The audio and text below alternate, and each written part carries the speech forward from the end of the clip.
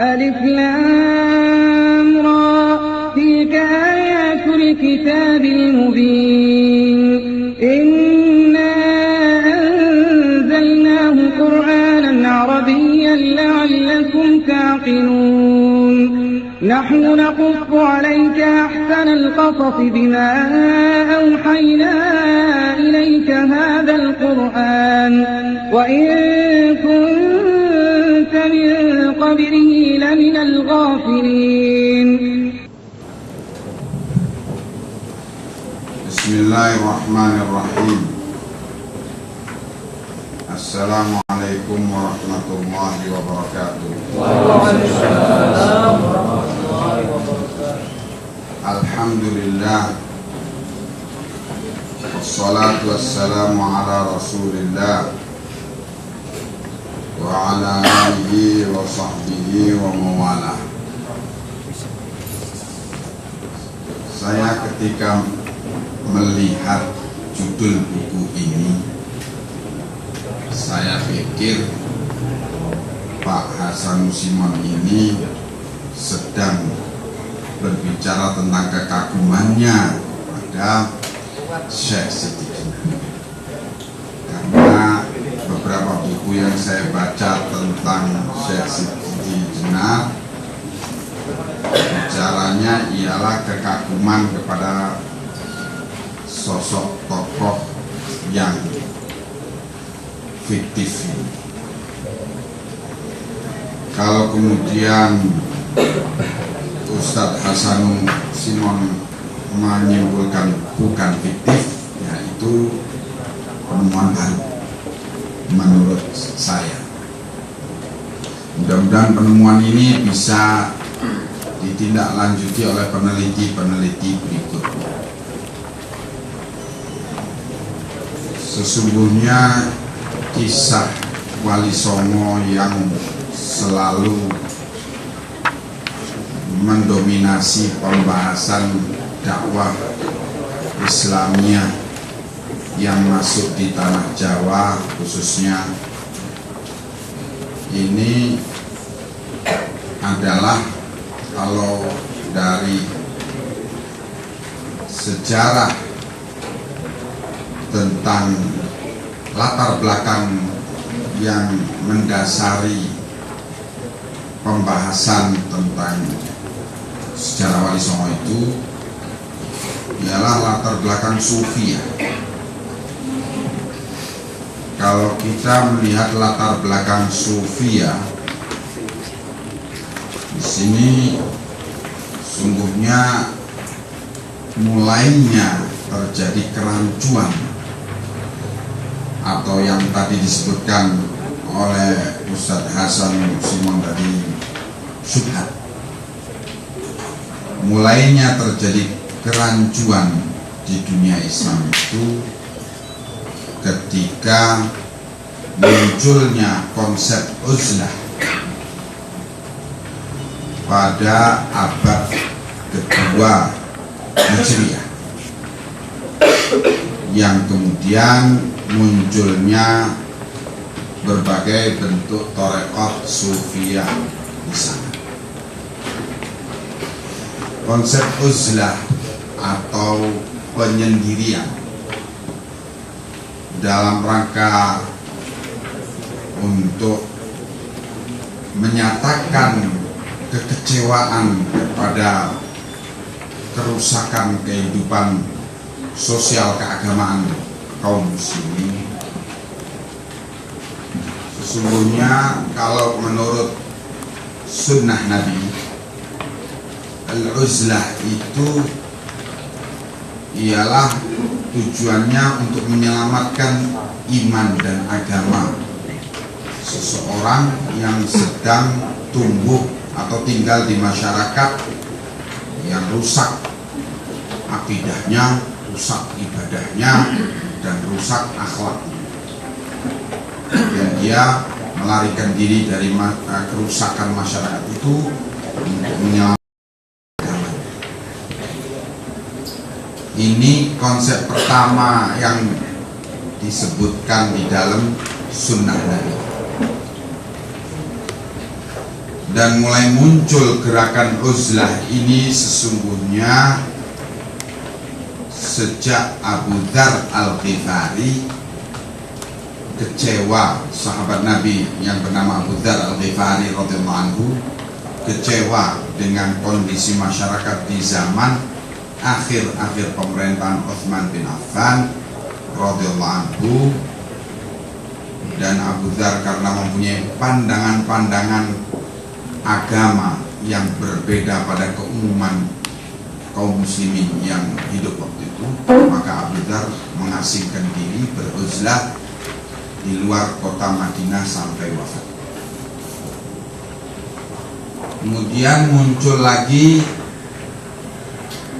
semangat uzlah ini pada zaman pemerintahan Abdul Malik bin Marwan bin Hakam, seorang raja khalifah besar dari Bani Umayyah yang muncul pada tahun 178 Hijriah. Dan di sana ada seorang tokoh bernama Al-Imam Al-Hasan Al-Basri rahimahullah. Al-Imam Al-Hasan Al-Basri mempunyai murid bernama Abdul Wahid. Dan Abdul Wahid ini setelah mendalami ilmu tentang syariah Islamiyah, terus dia melihat kondisi masyarakatnya yang sangat mengecewakannya, akhirnya beliau beruzlah. Karena beruzlah menjauhkan diri dari masyarakat, akhirnya dia jatuh miskin, menjadi seorang fakir. Dan beliau memakai baju simbol kefakiran, yaitu sauf. Yang ini adalah lambang al-faqr. Sauf ini dari bulu domba, yang waktu itu adalah pakaian para fuqara dan miskin. Setelah Abdul Wahid meninggal dunia, datang generasi berikutnya, generasi yang malas untuk belajar agama, tapi sudah keburu kecewa dengan kondisi sosial keagamaan masyarakat. Akhirnya beruzlah tanpa ilmu, tanpa latar belakang ilmu kitab was sunnah, tanpa latar belakang ilmu tentang Al-Quran dan Al-Hadis.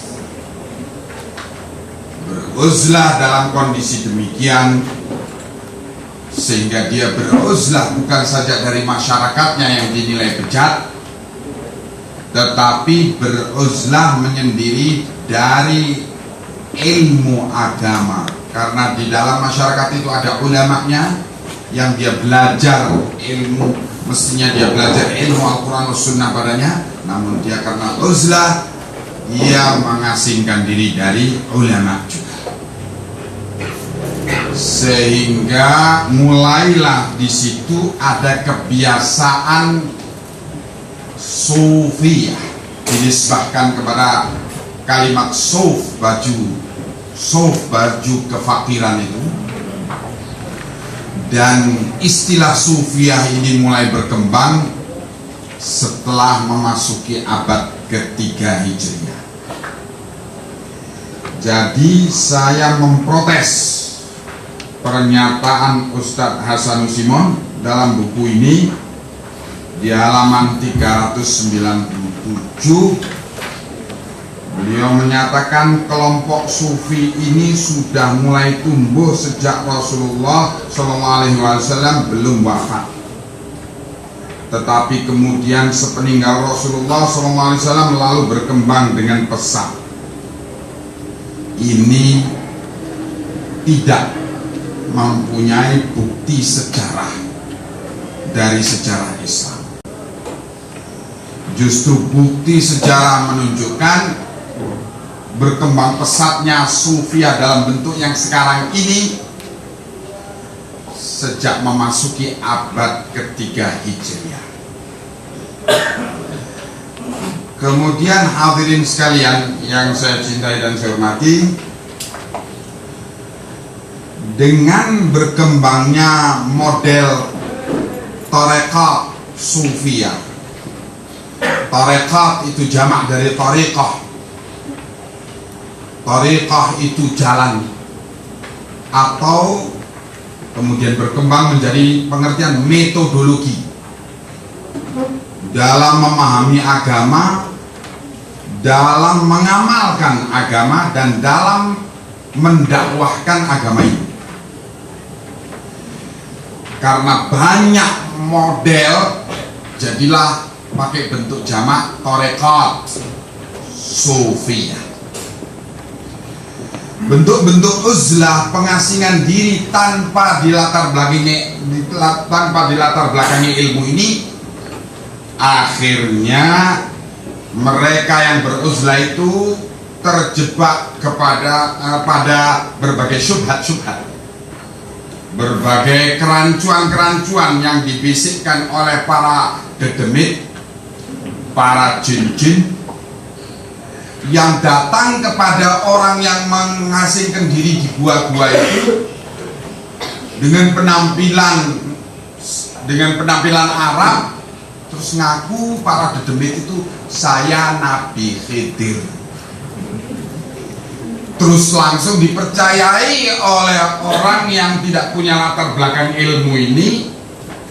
Terus sang Nabi Khidir palsu dari para jin ini memasukkan berbagai ajaran-ajaran Khidiriyah itu tadi. Nah, ini rupanya yang ditemui oleh Sunan Kalijogo di laut mana itu ketika berenang menuju Mekah untuk haji. Menurut cerita Ustadz Hasan Simon di dalam buku ini, ketemu Nabi Khidir katanya. Khidirnya jin dari Hadramut atau dari mana nggak tahu, tapi ngaku sebagai Nabi Khidir. Dan itu terus berkembang sehingga sampai ada satu opini di kalangan para orang-orang yang mengasingkan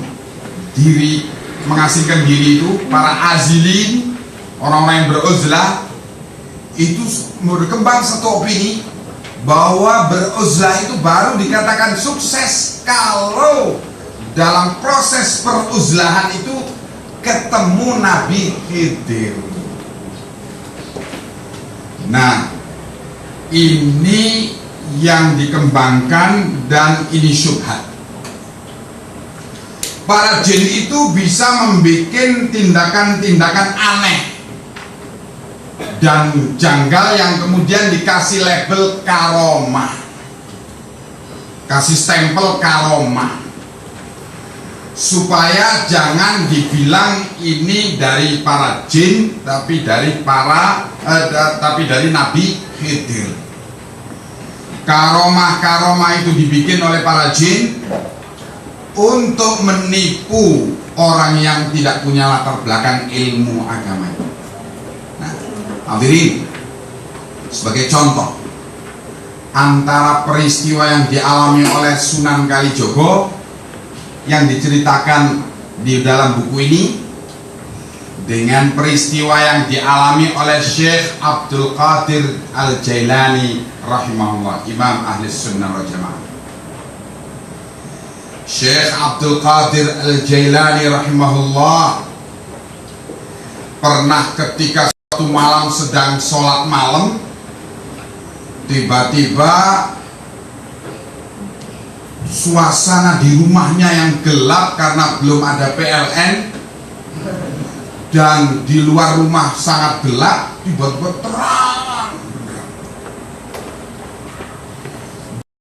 Setelah sholat penasaran, beliau keluar dari rumah melihat ke atas, itu ada seperti matahari mendekat kepada beliau, dan kemudian dari balik sinar itu ada suara, ana rabbukumul a'la.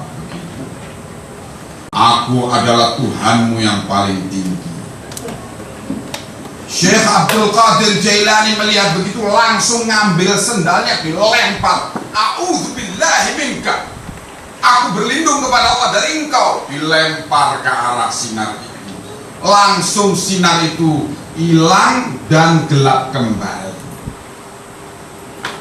Murid-muridnya Syekh Abdul Qadir Jailani tanya, Tuan Guru, kok bisa engkau tahu kalau itu syaitan? Padahal ngakunya Tuhan. Kata Syekh Abdul Qadir Jailani menjawab muridnya, aku tahu kalau itu syaitan karena kata-katanya menyerupai kata Fir'aun. Tasyabuh, menyerupai kata Fir'aun. Yang menyerupai kata Fir'aun tidak ada lain kecuali syaitan. Maka aku berlindung kepada Allah daripadanya dan aku lempar. Kisah ini diceritakan oleh Syekh Abdul Qadir Jailani dan putra beliau, yang Syekh Ahmad bin Abdul Qadir Jailani ini menceritakan tentang apa yang dialami bapaknya itu, menunjukkan kepada kita karena Syekh Abdul Qadir Jailani mempunyai latar belakang ilmu Al-Quran dan As-Sunnah yang kuat. Hampir saja seandainya beliau tidak punya latar belakang ilmu itu, dengan digoda itu, barangkali kalau yang didatangi itu ialah Sunan Kalijogo, langsung besok cerita, saya tadi malam didatangi Allah, saya dapat wahyu dari langit, bunyinya wahyu begini, nulis kitab kumpulan wahyu dari Allah kepada Sunan Kalijogo, barangkali gitu. Tetapi karena Syekh Abdul Qadir Jailani rahimahullah adalah alim, orang yang mempunyai latar belakang ilmu Al-Quran dan As-Sunnah yang kuat, keanehan yang dibikin oleh syaitan itu gagal memperdayakan beliau. Inilah hadirin, sesungguhnya sumber malapetaka fitnah, kesimpang siuran sejarah dari dakwah Wali Songo yang kemudian digelari sebagai wali-wali Allah, yang lebih banyak dan lebih dominan ialah cerita-cerita mistik yang dalam istilah syariah ialah khurafat, cerita-cerita khayal, cerita-cerita bohong. Sholat Jumatnya di Mekah, padahal karena ada kiai yang malas sholat Jumat, masuk kamar, terus ketika orang pulang dari sholat Jumat, keluar dari kamar, terus muridnya disuruh cerita, kiai tadi sholat Jumat di Mekah. Jadi sholat Jumatnya kiai di Mekah itu jam 10 pagi. Sebab perbedaan kita ini sholat Jumat duluan, 4 jam duluan dari Mekah dengan peredaran matahari itu.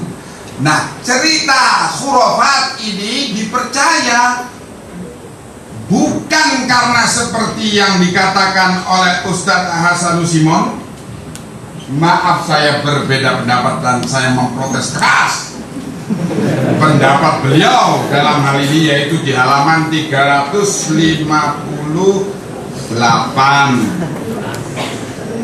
Beliau menyatakan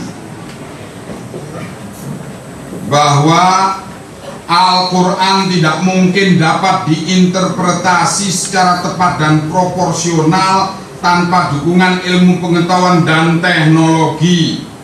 Padahal pada abad ke-15 itu tingkat pendidikan dan pengetahuan iptek masyarakat Jawa masih relatif rendah, sehingga banyak sekali ayat-ayat Al-Quran yang tidak terjangkau oleh daya nalar para pemeluknya. Ini pendapat yang sangat naif dan tidak bisa diterima sama sekali. Kalau memang demikian kenyataannya, mestinya para jagoan-jagoan ilmu pengetahuan dan teknologi di Eropa dan sebagainya itu. Mereka mestinya adalah orang yang paling terbebas dari khurafat. Tapi kenapa Stalin, tokoh ateis, membatalkan kunjungan ke negaraan gara-gara jimatnya ketinggalan di Moskow? Mestinya Stalin ini sangat anti khurafat dan sangat anti cerita-cerita tahayul. Kalau memang teori yang dikemukakan di sini ialah ilmu pengetahuan dan teknologi menolak adanya khurafat itu. Dan ternyata komunitas dukun yang ada, dukun paranormal, konsumennya banyak para profesor doktor perguruan tinggi, terutama di Jogja. Maaf ini Pak Profesor.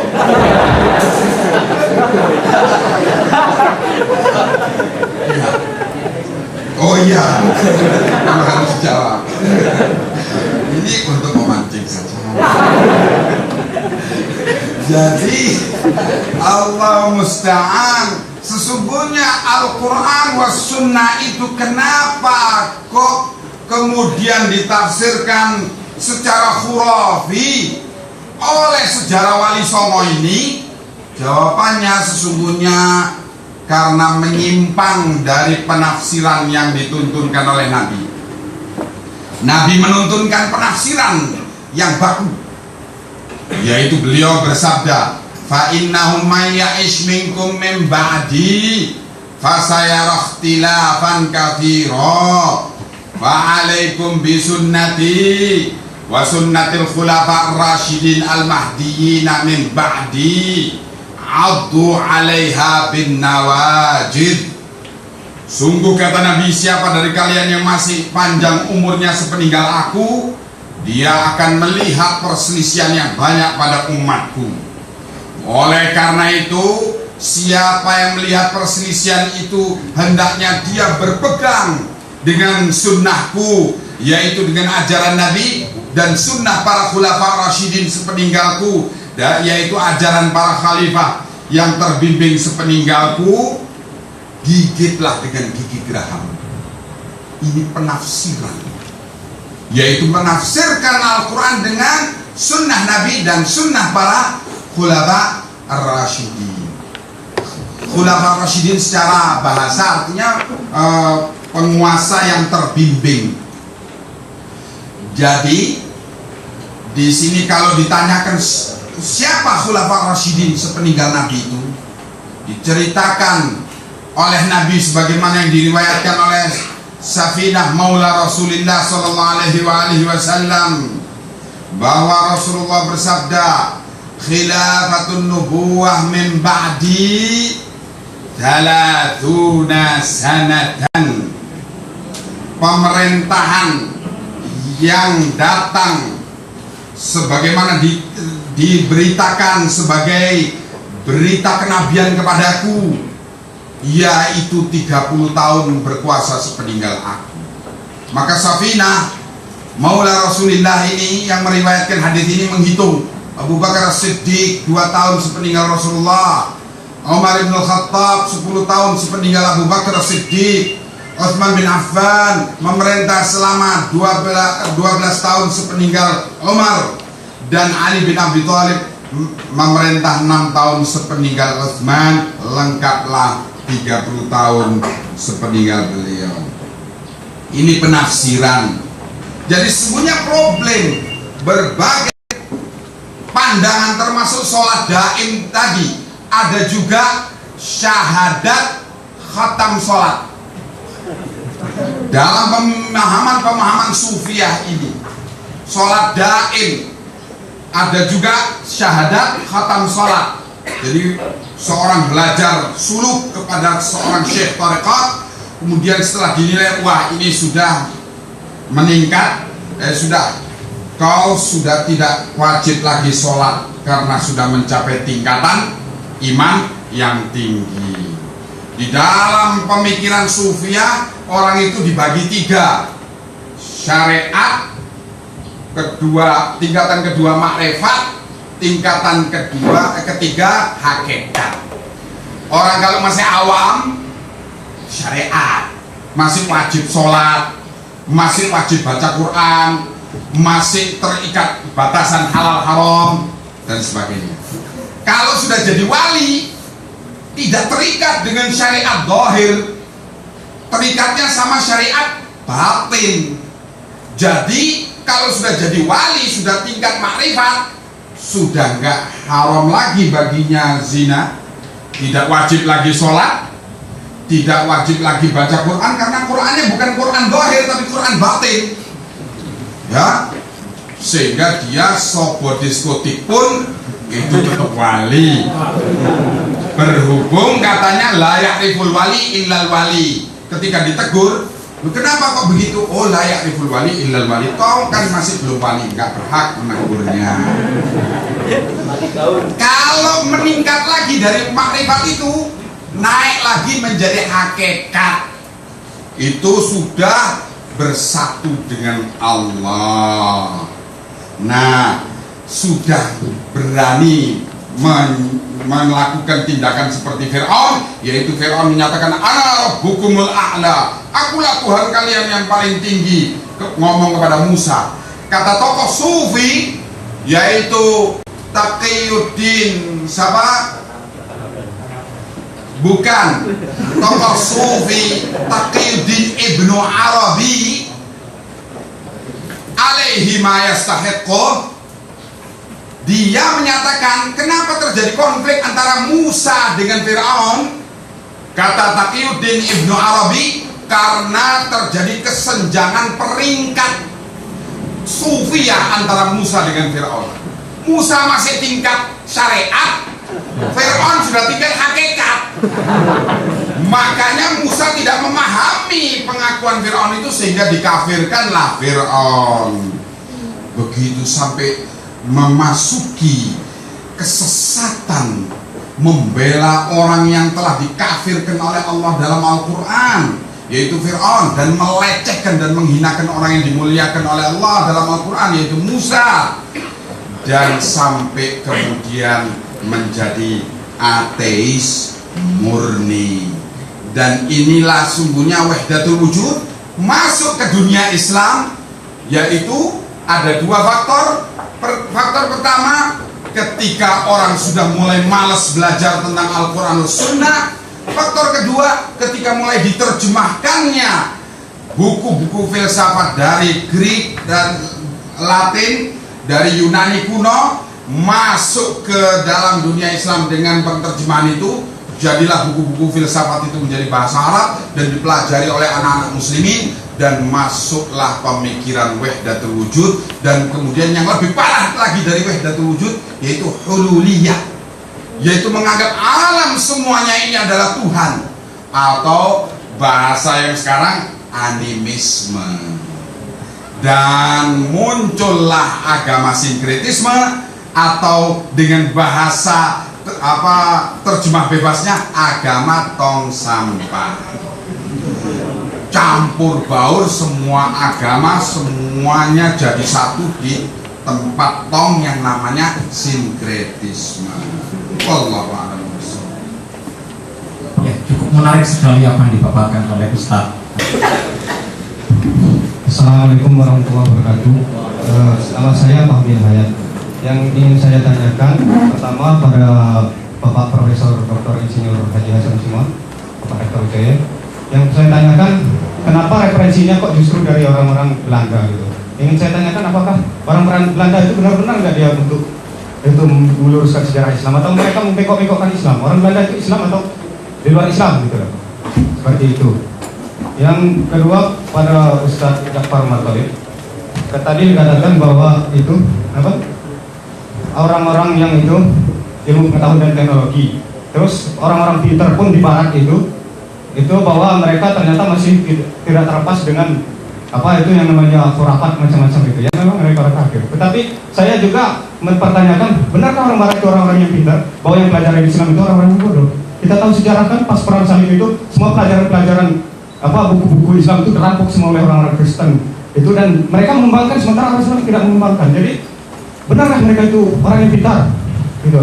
Apakah yang pelajar Islam itu orang yang bodoh? Padahal sumber-sumber dari ilmu pengetahuan mereka semua itu dari Islam gitu. Cuman mereka mengembangkan, kita tidak gitu. Dan yang ketiga pada Ustadz Muwafiq itu, ya kalau untuk itu menegakkan syariat Islam ya jangan toleransi dong zina. Ya namanya toleransi zina ya kan aneh gitu loh. Kalau mau menegakkan Islam saya siap, saya mendukung Anda. Menegakkan Islam saya siap mati demi Islam. Iskarinan amun syaidan. Saya hidup mulia mati syahid itu. Tapi jangan ada toleransi terhadap orang-orang itu seperti zina dan apa-apa. Masalahnya orang-orang yang masuk Islam itu harus mengikuti Islam secara kafah, ya, secara menyeluruh. Tidak boleh selama dia itu mau masuk Islam tapi masih zina, masih itu. Masalahnya budaya yang mengikuti Islam, bukan Islam yang mengikuti budaya. Lupa sama Ustadz itu, Pak Profesor Dr. Hasan Simon. Bagaimana supaya beri sertifikat masjid-masjid itu? Bagaimana kalau kita menegakkan aja syariat Islam dalam berbangsa dan bernegara? Karena syariat Islam itu kan ditegakkan dalam diri pribadi, ya. Seperti sholat, bedah, puasa, itu pribadi. Keluarga, masyarakat, keluarga itu seperti bagaimana menghubung keluarga yang baik, masyarakat umum. Dalam berbangsa dan bernegara ini tidak kita tegakkan. Dan orang-orang sekolah menentang. Bagaimana kalau kita tegakkan dalam berbangsa dan negara saja? Karena seperti kita mendakwahi orang untuk masuk Islam, gitu. Untuk apa? Jangan kamu zina dan begini. Nggak bisa tanpa penguasaan negara. Tanpa syariat Islam tegakkan dalam lembaga negara. Kalau lembaga negara yang menegakkan syariat Islam, jadi ada tanya-tanya di luar sama pemerintah cut gitu aja. Jadi kan semua orang nggak usah repot-repot lagi gitu. Makanya Islam itu harus ditegakkan dalam urusan negara. Makanya saya tidak setuju kalau pemerintah itu pemerintah itu yang ada yang berpaham bahwa selagi pemerintah itu sholat kita harus ikuti. Ya bolehlah kita ikuti. Tapi cara memerintahnya sama dengan nggak dengan Nabi memimpin negara, seperti Umar bin Khattab memimpin negara, seperti Utsman bin Affan memimpin negara. Saya rasa seperti itu aja. Assalamualaikum warahmatullahi wabarakatuh. Assalamualaikum warahmatullahi wabarakatuh. Nama saya Sepeda, kuliah di UC Profesor dan di alam raya surga kehidupan sampai akhir. Mengenai pernyataan-pernyataan yang diungkapkan oleh tokoh-tokoh yang tentunya merupakan sejarawan, mereka orang-orang yang dekat dengan Tuhan. Saya pikir seperti misalkan salah satunya Syekh Dinar. Mungkin apapun bentuk persepsi kita tergantung dari mana kita memandang, serta kemudian muncullah sebuah persepsi yang berbeda. Persepsi saya pribadi, kalau kita tinjau secara psikologis, seperti misalkan orang yang sedang mabuk, cinta atau kasmaran, orang yang mencintai dunia, maka dalam hatinya adalah dunia, dalam pikirannya dunia, tindakannya dunia, sehingga terkadang tergila-gila lupa menganggap dirinya pun bagian dari dunia. Demikian pun orang yang mencintai harta, jabatan dan sebagainya sampai lupa segalanya, termasuk mungkin sosok yang mencintai Allah sampai lupa segalanya karena dirinya berasal dari Allah, pikirannya pun potensinya dari Allah, dan tidak ada yang bisa dilakukan selain adanya suatu kehendak dari Allah, maka menganggap dirinya adalah Allah karena dia berasal dari Allah. Dia ada berasal dari ketiadaan, bukan dirinya adalah Allah, karena dia berasal dari Allah karena kecintaannya. Itulah persepsi saya. Saya bukan menghakimi ataupun bukan menganggap pendapat saya benar, tetapi saya hanya berupaya untuk membuahkan atau menghidupkan potensi yang Allah berikan. Kenapa Indonesia menjadi terbatas, pikirannya terbatas, dan kebodohannya selalu tidak bisa dirubah menjadi suatu kemerdekaan dalam segala hal. Karena pikirannya terbatas, itu berasal dari dibatasinya pikiran. Dibatasi pikiran oleh budaya dan sebagainya, oleh persepsi. Terkadang persepsi menjadi sebuah belenggu bagi kita untuk menghidupkan potensi-potensi kemanusiaan yang ada dalam diri kita. Tolong pertanyaannya disingkat. Oh iya. Saya pikir untuk permasalahan menghakimi itu adalah hak Allah. Saya tidak mau menyalahkan si A, si B, Bapak Simon dan sebagainya, karena saya hanya punya bisa mengupayakan, bisa mempersepsikan. Sedangkan yang punya kuasa adalah Allah, karena Allah Maha Tahu. Dan pertanyaannya untuk semua mungkin bentuk emansipasi yang mana itu merupakan suatu wujud adanya militansi dalam diri kita, itu seperti apa yang bersifat eksplisit mungkin. Kurang lebihnya saya mohon maaf. karena saya manusia yang biasa, yang serba kelemahan. Oke, selanjutnya. Assalamualaikum warahmatullahi wabarakatuh. Walaupun maaf, mungkin walaupun saya pakai jeans, tapi saya tetap salah. Yang pertama, yang saya mau pertanyakan, sebenarnya bedah buku kayak Mesir Sesi Jenar dalam kajian sejarah Pranowo Wali Songo, menurut saya seakan-akan kita tidak perlu, karena yang kita butuhkan di sini permasalahan kemanusiaan yang berakibat ke masalah akidah itu sendiri. Ya contohnya misalnya ketika miskin, ketika kemiskinan itu mengakibatkan karena kriminalitas, pelacuran, dan sebagainya. Nah, itu yang perlu dikaji sampai-sampai yang perlu saya pertanyakan, mengapa kok tidak ada fatwa haram tentang penggusuran? Itu. Yang kedua, kenapa tidak ada fatwa haram tentang itu privatisasi? Nah, pertanyaan yang kedua itu mengapa apakah paham uzlah itu harus itu meninggalkan dunia gitu? Apakah paham uzlah itu kita baca Al-Quran tapi itu ngomongin itu fitrah kemanusiaan untuk menafkahi istri, anak dan sebagainya, apakah itu tidak boleh gitu? Ya saya kira orang kaya itu berpulang itu banyak itu dalam dalam tidak mendakwakan itu agama, walaupun orang miskin itu banyak ya yang cerdas dan pintar-pintar tentang agama itu sendiri. Dan itu saya yakin sampai sekarang. Terima kasih. Assalamualaikum warahmatullahi wabarakatuh. Ya, terima kasih kepada saudara moderator dan juga saudara-saudara yang memberi tanggapan kepada saya. Yang di sini perlu saya tekankan bahwa memang apa yang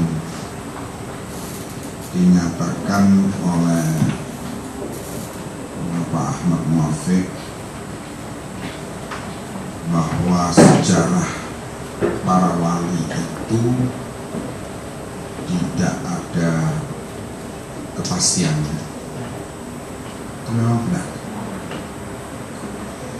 Karena itu kalau kita berdebat antara ada dan tidak adanya beliau sampai benar ya nggak bisa selesai. Karena itu di dalam Islam alhamdulillah kita diberi ilmu sanad oleh Allah, urut-urutan narasumber, bukan saja urut-urutan narasumber, bahkan rawi-rawi para narasumber itu diterangkan pula biografinya. Sebab tidak cukup untuk suatu riwayat itu dikatakan benar hanya kalau riwayat itu punya narasumber, tapi juga dalam ilmu sanad diteliti pula apakah narasumber itu biografinya benar secara Islam menurut pandangan Islam, atau orang yang pendusta, atau yang sangat diragukan, atau bahkan mungkin orang yang misterius. Artinya kalau istilah ilmu sanad, orang yang majhul, misterius, penuh misteri. Nah, ini tidak bisa diterima riwayatnya. Jadi kalau untuk menyatakan adanya sosok para wali dan tidak adanya hanya dengan bersandar kepada buku yang katanya adalah terjemahan dari Tropak Firara, dan setelah harus diteliti dalam ilmu sanad, biografi orang yang menyampaikan riwayat dari kelompok Firara itu ternyata adalah orang kafir. Jangankan kafir, di dalam Islam fasik saja harus diragukan riwayat. Allah Subhanahu wa taala mengingatkan dalam Al-Qur'an, ya ayyuhalladzina amanu in ja'akum fasiqun binaba'in fatabayyanu an tusibu qauman bijahalatin fatusbihu ala ma fa'altum nadimin. Ya orang-orang yang beriman, bila datang kepada kalian orang fasik membawa berita, maka telitilah berita itu, sebab kalau kalian tidak meneliti berita itu, kalian akan menghukumi satu kaum dengan tidak mengerti, sehingga jadilah kalian orang yang menyesal.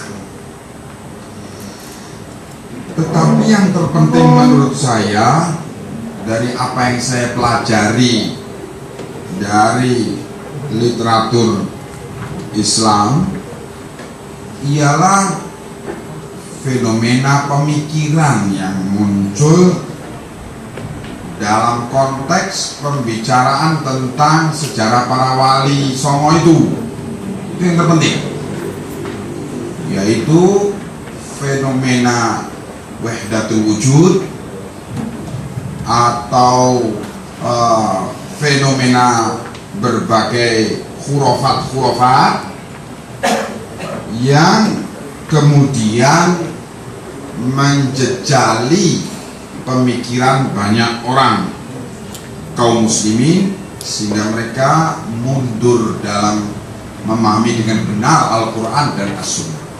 Urusan ada atau tidaknya wali songo atau wali 90 itu kita memang sulit untuk membuktikannya.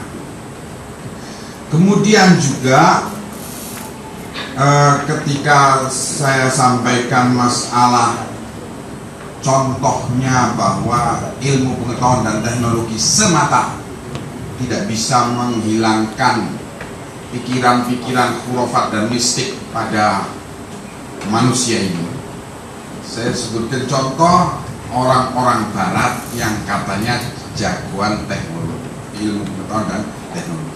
Saya tidak mengatakan bahwa orang-orang barat itu pinter. Tidak, belum tentu jagoan ilmu pengetahuan dan teknologi itu pinter. Sebab kalau menurut pandangan syariah Islamiyah, orang yang kafir itu la aqla lahum, gak punya akal. Lahum qulubun la yafqahuna biha, walahum a'yunun la yubsiruna biha, walahum adanun la yasma'una biha, ulaika kal an'am bal hum adall. Mereka punya akal pikiran tapi tidak mau berpikir tentang kebenaran dengan akal pikiran itu. Mereka punya penglihatan dan pendengaran tapi tidak mau melihat dan mendengar dengan alat itu. Mereka dikatakan oleh Allah seperti binatang ternak, bahkan lebih rendah.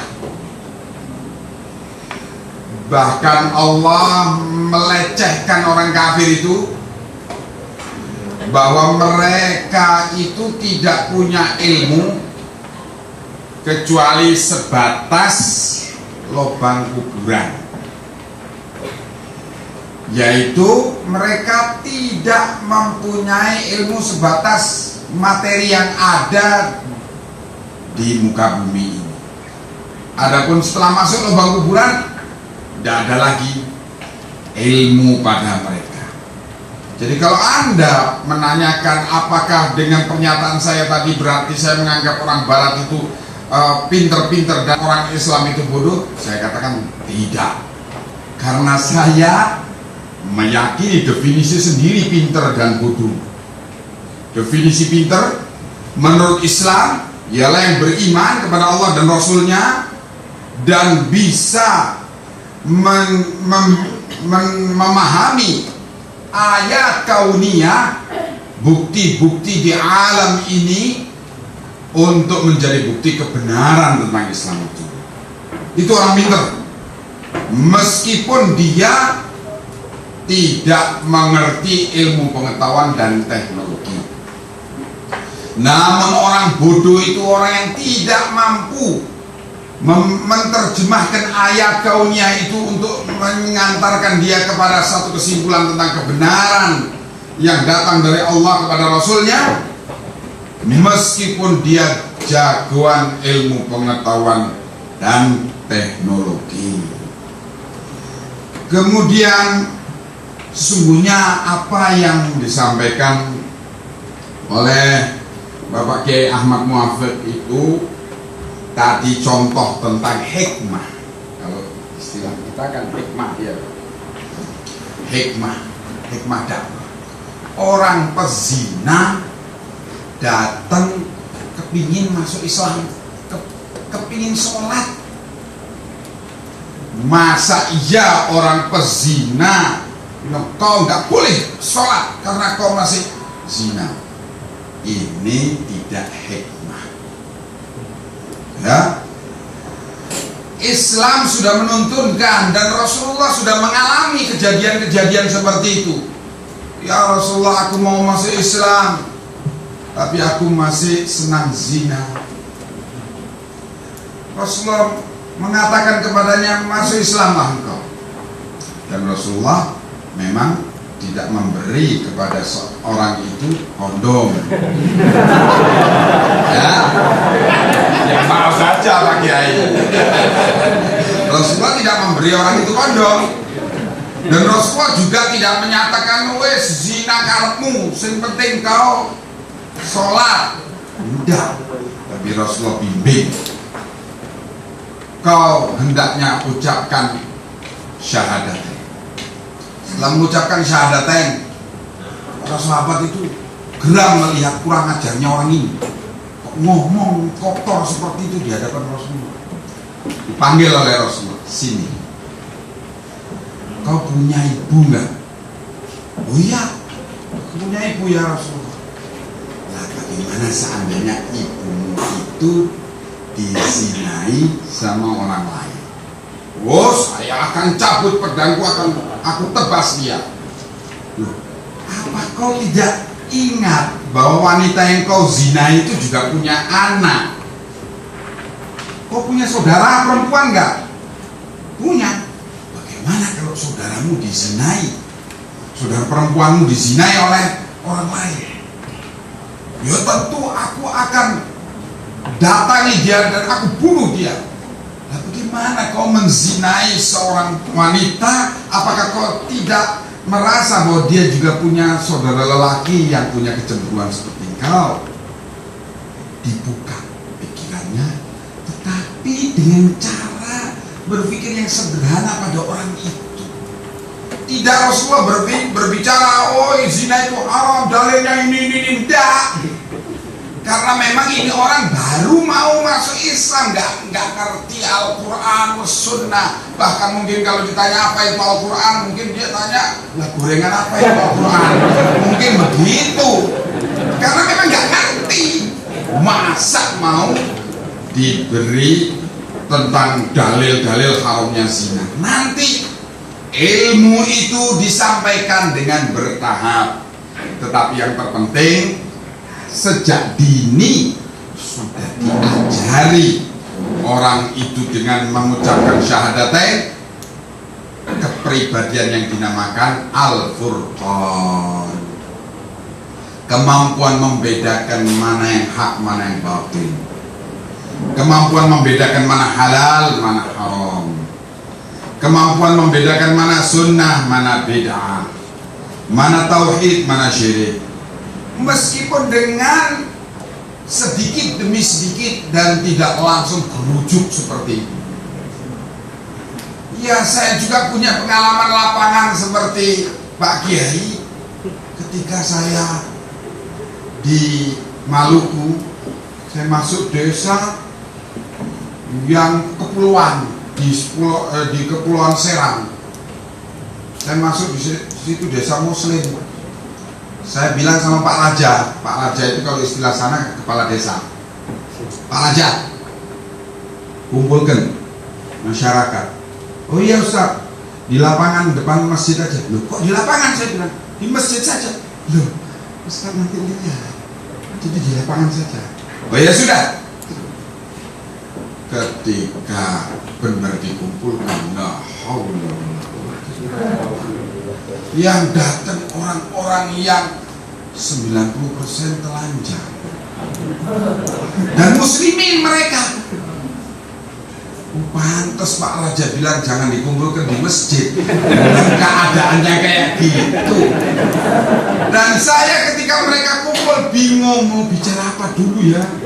Ini masa mau bicara sama mereka bahwa aurat itu batasnya ini dan ini, ya mumet mereka. Bicara saja tentang siapa Allah, di mana Allah, apa sifat-sifat Allah, hak-hak Allah yang harus kita penuhi, hak-hak kita yang akan diberikan oleh Allah kalau kita memenuhinya. Bicara masalah itu tentu dengan bahasa yang keadaan mereka. Bahkan di wilayah luar kota Sorong di Irian, ya ilah ilah, ada desa muslim, penduduknya pakai koteka muslim, KTP-nya Islam. Kalau dibilang kau kafir, oh dibunuh kau. Iya, Islam kok dibilang kafir, kafir. Tapi beternak babi dan melumuri badannya itu dengan lumpur dan minyak babi untuk mengatasi dingin. Ya mau bicara apa sama orang dalam kondisi kayak gini? Mumet. Tentu kita bicara yang paling utama, yang harus dia tahu, yang seandainya dia hanya sempat sedikit mempelajari Islam terus mati, kiranya ini berguna bagi dia ketika masuk kubur dengan ilmu itu, yaitu berbicara tentang tauhid, mengenal Allah, siapa Allah, dan begitu selanjutnya. Proses ini memang harus dijalani oleh seorang kiai, seorang dai, namun tidak berarti proses ini dijalankan kemudian mengabaikan perkara furqan, membedakan mana hak, mana batil, mana halal, mana haram, dan tidak pula berarti kemudian mengajarkan sinkretisme. Kemudian tidak berarti kemudian membenarkan apa yang batil atau menghalalkan apa yang haram dan selanjutnya. Ya, yang terpenting sebagai kalimat akhir saya sampaikan di sini bahwa agama itu, agama Allah ini dikatakan oleh Allah, laisa bi amaniyikum wala amani ahli kitab. Agama ini bukan angan-angan kalian dan bukan pula angan-angan ahli kitab. Agama ini dikatakan al-haqqu min rabbik fala takunanna minal mumtarin. Kebenaran itu datangnya dari Tuhanmu, maka janganlah kalian itu menjadi ragu. Maka para ahli peneliti mestinya meneliti keterangan-keterangan agama itu apakah memang mempunyai kepastian ilmiah bahwa itu datangnya dari Allah. Maka kalau memang mempunyai kepastian demikian, itulah Islam. Kalau tidak mempunyai kepastian, tidak mempunyai kejelasan ilmiah dengan dalil-dalilnya bahwa itu datangnya dari Allah, ya itu berarti masih kelas amani, angan-angan, bukan agama. Nah, maka dari itu yang kita sampaikan kepada umat itu ialah kepastian agama. Masa dakwahnya para wali sudah berlalu dengan kelebihan dan kekurangannya kalau itu cerita memang benar adanya. Namun yang terpenting ialah masa sekarang ini bagaimana mengatasi kekurangan-kekurangan yang ada pada kaum muslimin. Kaum muslimin perlu mendapatkan kepastian batas halal haram, batas tauhid syirik, batas al-haq wal batil tentang agama ini. Itu justru yang paling penting harus mereka terima dan itu yang harus dilakukan. Makanya dakwah itu dilakukan di masa seperti ini dengan dua gerakan, yaitu pertama gerakan at-tasfiyah, penjernihan Islam dari berbagai polusi-polusi sinkretisme, dan yang kedua at-tarbiyah, yaitu pembekalan ilmu yang murni dari Al-Quran dan Sunnah dengan penafsiran para khulafa ar-rasyidin dan para sahabat Nabi ridwanullah alaihim ajma'in. Wallahu a'lamu bissawab. ألم يأن للذين آمنوا أن تخشع قلوبهم لذكر الله وما نزل من الحق ولا يكونوا كالذين أوتوا الكتاب من قبل فطال عليهم الأمد فقست قلوبهم وكثير منهم فاسقون